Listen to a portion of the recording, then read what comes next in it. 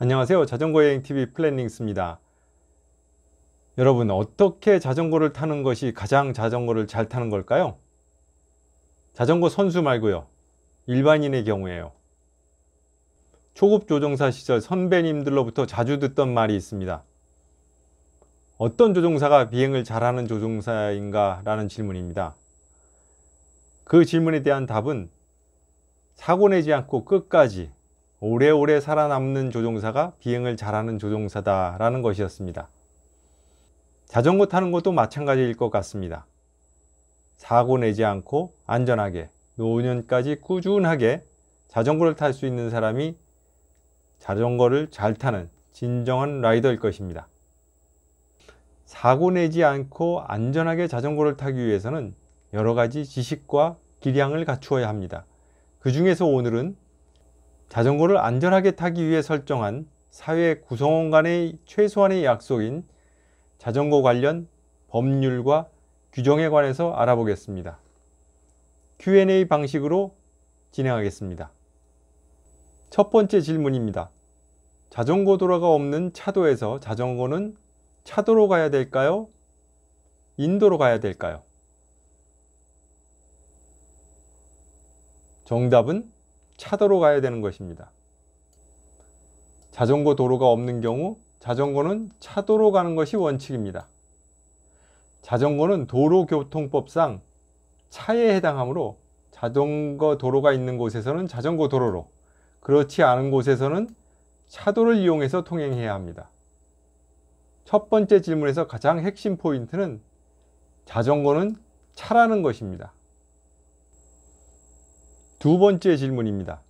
자전거는 우측 끝 차로가 아닌 다른 차로를 이용하면 안 되는 건가요? 정답은 안 됩니다. 중앙선을 기준으로 1차선, 2차선, 자전거는 도로의 가장 끝 오른쪽 차로를 이용하도록 되어 있고 위반 시 범칙금이 부과될 수 있습니다. 우측 끝 차로 이외의 지역에서 사고 발생 시에 보험 관련해서 과실이 증가하게 됩니다. 즉, 돈을 많이 물어줘야 된다는 뜻입니다. 이와 관련해서 한 가지 더. 중앙선의 제일 바깥쪽 도로를 주행할 때 도로의 중앙을 기준으로 오른쪽 2분의 1 지점을 자전거가 점유하고 주행하게 되어 있습니다. 이쪽도 아니라는 겁니다. 이 점 유념하시면 되겠습니다. 세 번째 질문입니다. 횡단보도에서 자전거를 타도 되나요? 정답은 안 됩니다. 횡단보도에서는 자전거를 끌고 보행해야 합니다. 걸어가야 됩니다. 만약에 횡단보도 옆에 자전거 횡단 도로가 있으면 타고 갈 수 있습니다. 그러나 이렇게 흰색 스트라이프로 되어 있는 보행자용 횡단보도는 자전거를 타고 갈 수 없는 길입니다. 자칫 우리가 헷갈리기 쉬운 내용인데 유념하셔야 될 것 같습니다. 네 번째 질문입니다. 자전거가 교차로에서 자동차처럼 좌회전해도 될까요? 안 됩니다. 자전거는 교차로의 가장자리를 이용해서 좌회전해야 합니다. 그림과 같이 두 번의 직진을 통해서 좌회전을 합니다. 이를 훅턴이라고 합니다. 이 승용차의 경우에는 한 번에 좌회전하면 됩니다.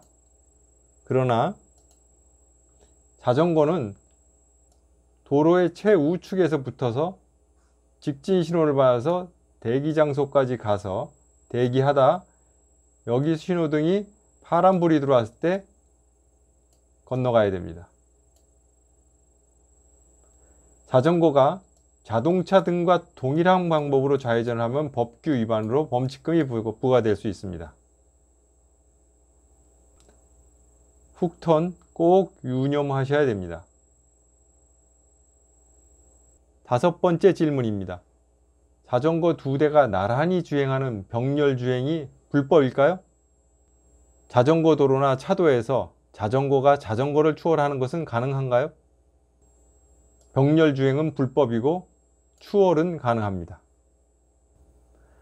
앞지르기가 가능합니다. 그러나 차가 앞지르기를 하는 방법하고 자전거가 앞지르기를 하는 방법하고 좀 다른 점이 있습니다. 일반적으로 차량은 다른 차의 좌측을 앞지르기를 하도록 되어 있습니다. 자전거의 경우에는 앞차가 정지하거나 서행해서 앞지르기를 할 때 예외적으로 우측으로 앞지르기를 할 수 있도록 법령에 규정되어 있습니다. 앞지르기 할 경우에는 자전거가 수신호, 음성을 통해서 알리고 앞지르기를 진행해야 합니다. 6번째 질문입니다. 자전거를 타고 우회전, 좌회전 할 때 방향 지시를 꼭 해야 되나요? 꼭 해야 됩니다. 법적으로도 안전을 위해서도 꼭 해야 합니다. 방향 지시를 하지 않고 회전하면 방향 전환, 진로 변경 시 신호 불이행에 해당돼서 범칙금이 부과될 수 있습니다. 방향 지시를 하지 않고 회전하다 사고가 발생되면 신호를 불이행하고 주행한 자전거에게 10%의 과실이 가산되도록 되어 있습니다. 도로교통법 제38조에는 모든 차의 운전자는 좌회전, 우회전, 횡단, 유턴, 서행, 정지, 후진 등 진로를 바꾸려고 하는 경우에는 손이나 방향지시기 또는 등화로서 그 행위가 끝날 때까지 신호를 하도록 되어 있습니다. 여기서 모든 차에 자전거도 포함되기 때문에 자전거도 법적으로 우회전, 좌회전 할 때 방향지시를 해야 합니다. 7번째 질문입니다. 자전거 도로를 걷고 있는 보행자와 사고 시 책임 규명은 어떻게 되나?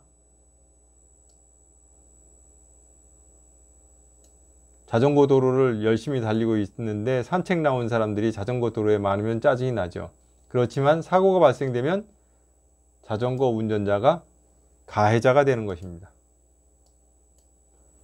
책임의 비중은 사고 형태에 따라서 케이스 바이 케이스로 달라지겠지만 자전거는 도로교통법상 차에 해당하며 차는 보행자를 보호할 의무가 있습니다. 차는 자전거를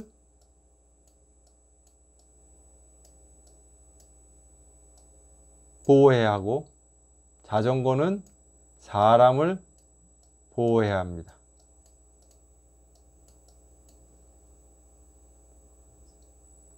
자전거에 대해서 사람이 교통약자이고 차에 대해서 자전거가 교통약자이기 때문에 약자를 보호하는 의미에서 항상 차는 자전거를, 자전거는 보행자를 보호할 의무가 있습니다. 이상으로 7가지 자전거 관련된 교통법규를 알아보았습니다. 자료를 찾다 보니 이런 기사가 있었습니다. 시속 30km 달리는 자린이, 교통사고 위험지역된 한강공원. 자린이가 뭔가 했더니 자전거와 고라니의 합성을 합니다. 사람이 자전거를 타니까 이제는 고라니가 되는군요. 재미있는 표현입니다. 주로 로드 자전거 동호인들의 팩 주행이 고속으로 이동해서 상당히 위협적일 수 있습니다. 복잡한 구간에서는 저속 주행하는 것이 라이더 본인이나 보행자 모두의 안전을 위해서 반드시 필요하다는 점 명심해야겠습니다. 사고가 나면 얼마나 난감합니까? 사고 나기 전에 보행자를 보호하고 같이 라이딩하는 자전거를 보호해야 하겠습니다. 마지막으로 자전거 음주운전하면 벌금이 얼마인지 아시나요? 음주운전 적발 시 범칙금 3만원, 자전거 음주운전 측정 거부 시에는 10만원이 부과됩니다. 이번 영상에서는 자전거 관련 도로교통 법령을 알아보았습니다. 우리 모두 규정과 절차를 준수하는 모범 라이더가 됩시다. 이상 자전거 여행TV 프렌닝스였습니다. 구독과 좋아요, 알림 설정은 제게 큰 도움이 됩니다. 감사합니다.